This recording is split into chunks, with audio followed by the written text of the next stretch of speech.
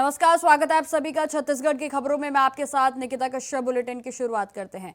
छत्तीसगढ़ के मुख्यमंत्री विष्णुदेव साय आज गरियाबंद जिले के दौरे पर रहेंगे, जहां तय कार्यक्रम के अनुसार सरकट्टी आश्रम कुचेना पांजुका में पहुंचेंगे और जहां वे मंदिर दर्शन के बाद आपको बता दें कि धर्म ध्वजा स्थापना एवं शिलान्यास कार्यक्रम में भी शामिल होंगे। और इसके बाद मुख्यमंत्री आज दोपहर में लगभग 2 बजे राजीव लोचन मंदिर पहुंचेंगे, जहां वहां भी वे दर्शन करेंगे। तो वहीं आपको बताते चले कि मंदिर में गीता प्रेस पुस्तकालय का उद्घाटन समारोह में उनकी ओर से शिरकत की जाएगी, जहां माता राजिम जयंती महोत्सव 2026 के कार्यक्रम में भी मुख्यमंत्री साय शामिल होंगे। तो निर्धारित कार्यक्रम के अनुसार मुख्यमंत्री विष्णुदेव साय दोपहर लगभग 4:30 बजे सिविल लाइन्स स्थित मुख्यमंत्री निवास में लौटेंगे, और जहां लगातार आज का दिन उनके लिए शेड्यूल वो काफी व्यस्त रहने वाला है।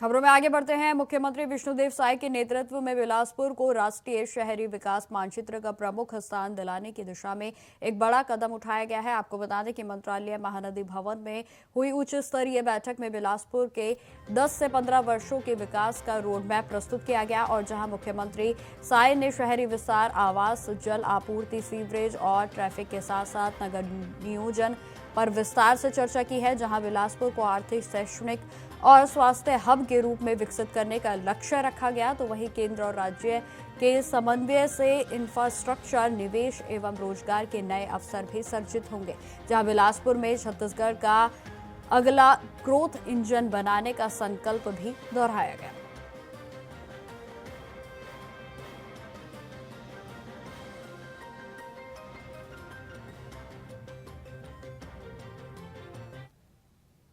छत्तीसगढ़ भारत स्काउट्स और गाइड्स के तत्वाधान में राष्ट्रीय रोवर रेंजर जम्बूरी का आयोजन 9 जनवरी से 13 जनवरी 2026 तक दुधली जिला बालोद में किया जा रहा है। आपको बता दें कि यह छत्तीसगढ़ के लिए बेहद ही गर्व और सौभाग्य का विषय है।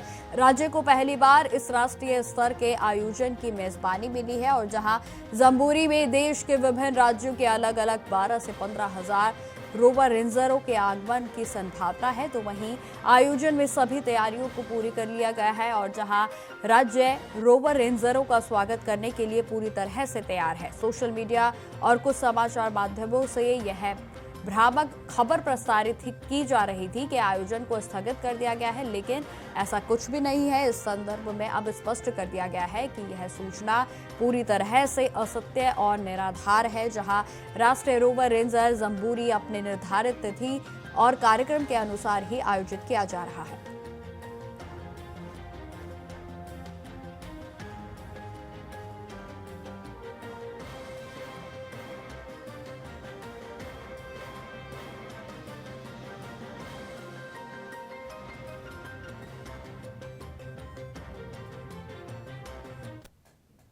अब खबर दुर्ग से है, जहां बीजेपी के कार्यालय में गृह मंत्री विजय शर्मा ने बीबी रामजी योजना के तहत ग्रामीण भारत को सशक्त और आत्मनिर्भर बनाने का उद्देश्य बताया। आपको बताते चले कि उन्होंने कहा कि योजना केवल नाम परिवर्तन की नहीं, बल्कि 2047 तक ग्रामीण विकास की दूरदर्शी सोच है। और जहां योजना में गड्ढा खोदने के नाम के अलावा स्कूलों का इंफ्रास्ट्रक्चर, पशुपालन, मछली पालन, बकरी पालन जैसे कार्य भी शामिल किए गए हैं, और इससे कि ग्रामीण अर्थव्यवस्था मजबूत होगी तो वहीं रोजगार भी बढ़ेगा।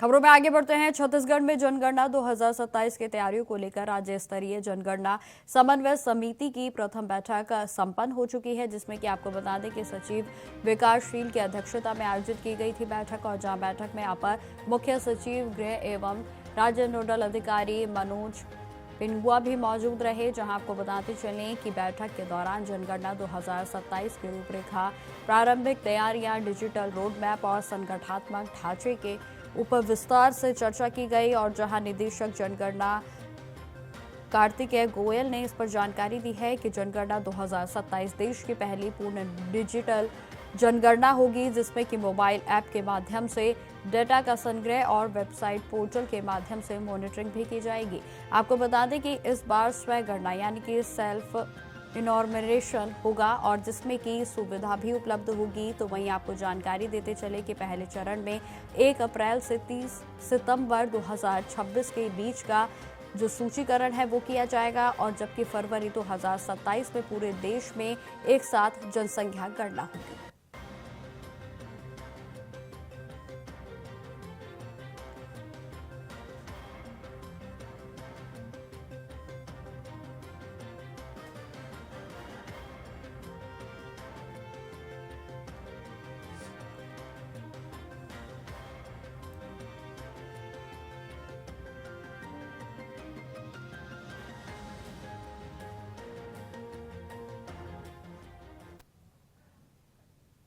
खबर रायपुर से है, जहां प्रधानमंत्री कृषि सिंचाई की योजना के तहत स्प्रिंकलर और ड्रिप की प्रणाली से किसानों को बहुआयामी लाभ दिया जा रहा है। आपको बताते चलें कि चालू वित्तीय वर्ष में 19,000 किसानों से ज्यादा 16,000 से ज्यादा हेक्टेयर खेतों की सिंचाई की सुविधा उपलब्ध कराई गई है और जहां लघु सीमांत किसानों को 55% और दीर्घ किसानों को 45% का अनुदान प्रदान किया जा रहा है।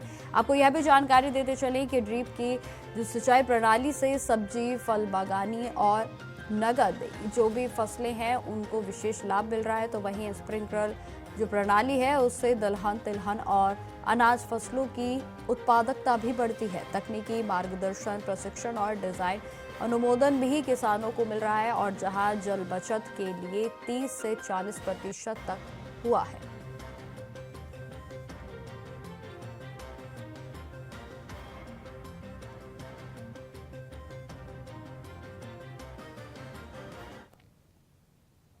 खबरों में आगे बढ़ते हैं। छत्तीसगढ़ प्रदेश में कांग्रेस के प्रभारी सचिन पायलट 8 जनवरी को राज्य के दौरे पर आ रहे हैं और उनका दौरा मुख्य रूप से मनरेगा के नाम के परिवर्तन को लेकर पूरे प्रदेश में आंदोलन की रूपरेखा को तैयार करने के लिए होगा।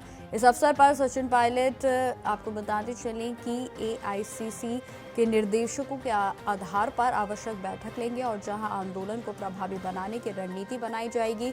तो वहीं कांग्रेस के द्वारा मनरेगा बचाओ संग्राम आंदोलन 10 जनवरी से ग्राम पंचायत स्तर पर भी शुरू होगा और 29 जनवरी तक चलेगा और इसके बाद 31 जनवरी से 6 फरवरी तक जिला स्तरीय धरना आयोजित किया जाएगा। तो वहीं जानकारी देते चले कि 7 से 15 फरवरी तक राज्य स्तरीय विधानसभा का घेराव होगा और इसके अलावा आगे भी एआईसीसी स्तर पर भी रैलियों का आयोजन किया जाएगा।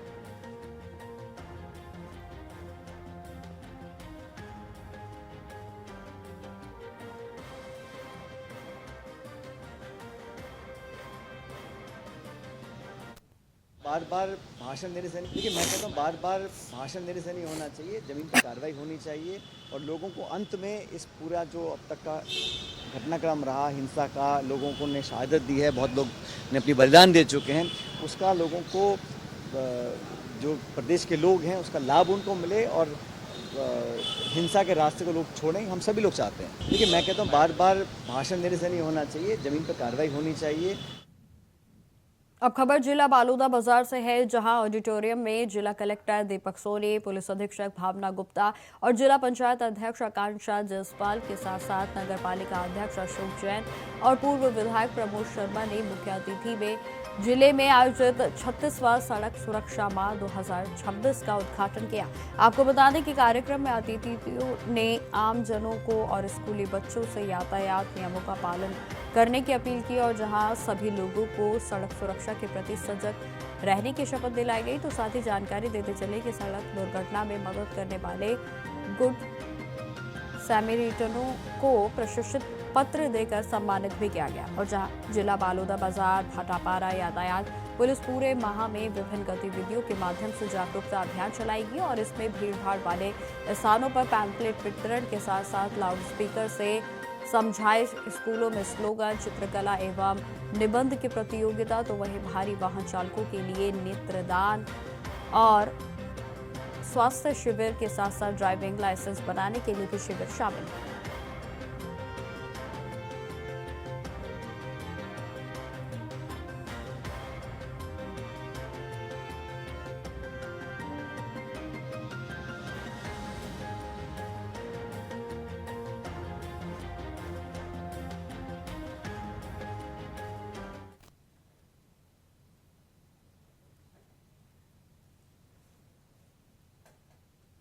तो खबरें लगातार जारी रहेंगी, फिलहाल रुकते छोटे से ब्रेक के लिए।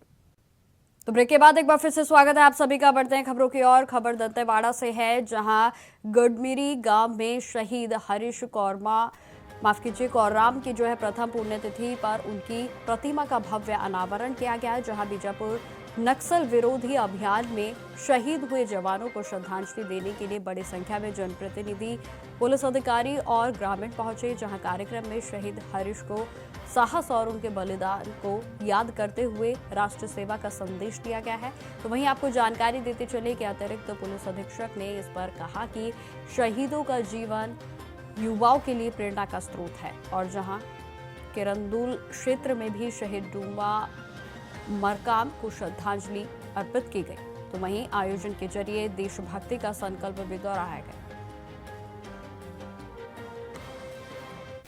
नक्सल विरोधी अभियान के तहत कुटरू थाना क्षेत्र में अम्बेली नाला के पास हमारे 9 जवान सहित एक सिविलियन ड्राइवर शहीद हो गए थे। आज उन्हीं का मूर्ति अनावरण और बरसी का कार्यक्रम था। आज उनके शहादत और उसके सर्वोच्च बलिदान को नमन करने के लिए आज पूरे गडमिरी गांव के और हमारे दंतेवाड़ा के जनप्रतिनिधि और हमारे पूरे पुलिस स्टाफ आज उनको श्रद्धांजलि देने यहाँ उपस्थित हुआ है।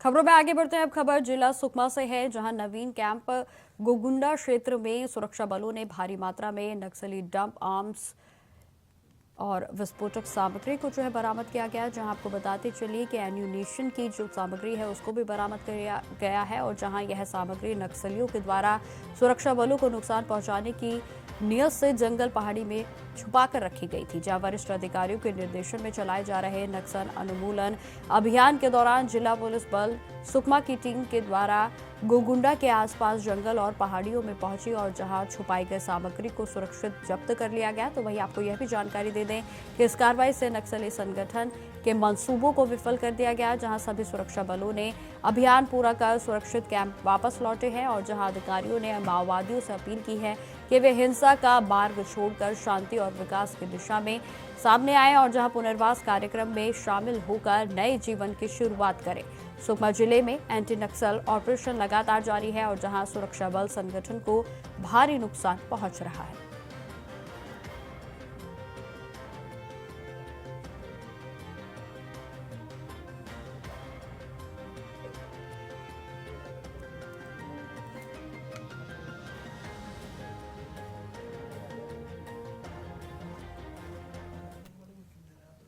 अब खबर दुर्ग से है, जहां भिलाई के सुपेला थाना में प्रस्तावित हुई नई बिल्डिंग के निर्माण शुरू होते ही सवालों के घेरे में आ गया। आपको बता दें कि करोड़ों की लागत से बनने वाली इस बिल्डिंग में शुरुआत से ही भ्रष्टाचार और लापरवाही के आरोप लग रहे हैं, जहां आरोप है कि नई इमारत के लिए हाल ही में बनाई गई सीसी रोड को उखाड़ दिया गया, और जबकि निर्माण की गुणवत्ता पर भी गंभीर सवाल उठ रहे हैं। जहां पुलिस हाउसिंग बोर्ड के द्वारा लगभग 60 लाख रुपए की लागत से बनाई जा रही 2 मंजिला थाना इमारत में भी कथित लापरवाही सामने आई है, जहां ठेकेदार और इंजीनियर के द्वारा कॉलम गलत तरीके से ढाले जा रहे हैं, जो कि ना तो एक सीध में है और ना ही मजबूत दिखाई दे रहे हैं। इससे भविष्य में इमारत की मजबूती और सुरक्षा पर खतरा मंडरा सकता है।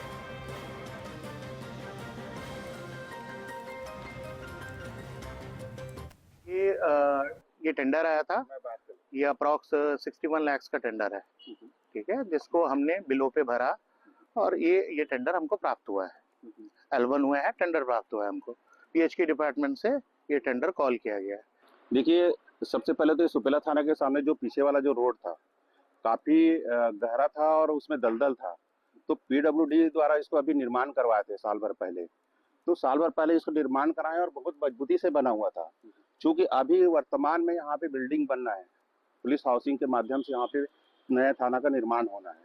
तो जो नया थाना का जो निर्माण हो रहा है, आप देखिएगा यहाँ पे एक भी कॉलम धागे पे नहीं है। जो पाइलिंग हुआ है, पाइलिंग में 10 का राड डाला हुआ है। 10 का राड डालने के बाद में कॉलम मिल भी नहीं रहा है, उसमें लेपिंग करके 16 का राड भी डाल रहे हैं, 12 का भी राड डाल रहे हैं, और एक भी कॉलम से मैच नहीं हो रहा है। तो ऐसे स्थिति में बिल्डिंग का निर्माण कैसे होगा? अब खबर रायपुर से है, जहां छत्तीसगढ़ के पूर्व मुख्यमंत्री भूपेश बघेल ने सेंट्रल जेल में बंद पूर्व आबकारी मंत्री कवासी लखमा से मुलाकात की। आपको बता दें कि मुलाकात के बाद मीडिया से बातचीत करते हुए बघेल ने बीजेपी और केंद्रीय एजेंसियों पर तीखा हमला बोला।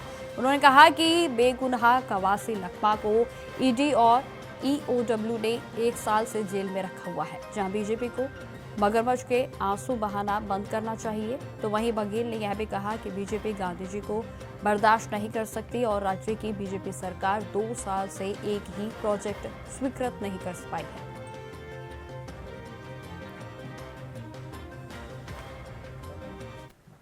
तो गौर से गांधी को तो ये लोग बर्दाश्त ही नहीं कर पाते, और दुनिया का सबसे बड़ा रोजगार देने वाला योजना था, गांधी जी के नाम था, उसको उन्होंने बंद कर दिया क्योंकि गांधी के नाम से।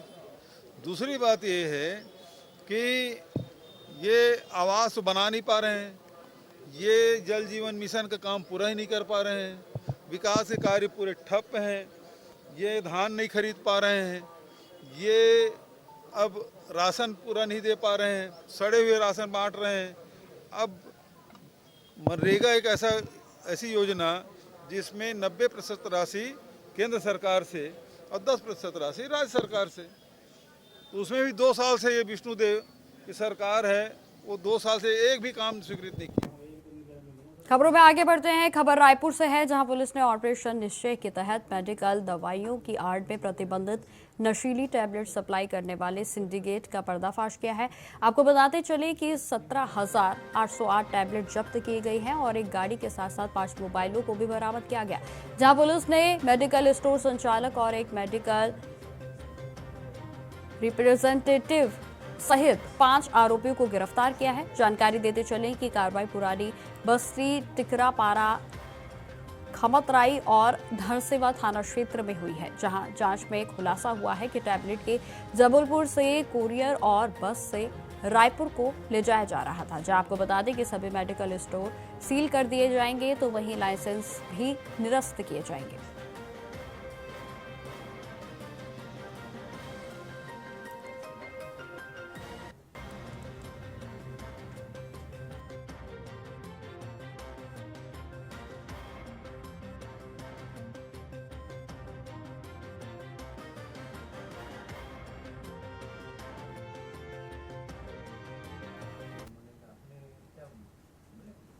खबरों में आगे बढ़ते हैं। एमसीबी जिले में चिरमिरी में नाबालिग लड़की से शादी के इनकार पर एक युवक ने खुद को आग लगाने की कोशिश की। आपको बता दें कि पुलिस के अनुसार युवक और नाबालिग छात्रा के बीच बातचीत होती थी, लेकिन परिजनों ने उम्र कम होने के कारण रिश्ते को मना कर दिया और जहां इसी बात से आक्रोशित होकर युवक ने स्कूल से लौट रही छात्रा को रोका और ज्वलनशील पदार्थ छिड़ककर आत्मघाती कदम उठाया गया।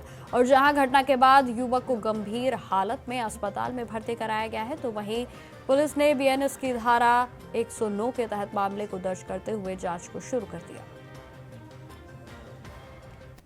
और वो लड़के से बातचीत होता रहा है पहले से। अब वो शादी करना चाहता था, जो घर वाले लोगों ने मना कर दिया कि भाई नाबालिग की लड़की शादी नहीं हो पाएगा। तो आज वो स्कूल जब निकली थी तो उसको देखा और एक डब्बे में पेट्रोल रख के, बोतल में पेट्रोल लाया और अपने ऊपर आग लगा लिया। लड़की जब बचाने गई उसको, तो उसको पकड़ के जलाने का प्रयास किया है। उसमें अपराध दर्ज किया गया है, धारा 109 का।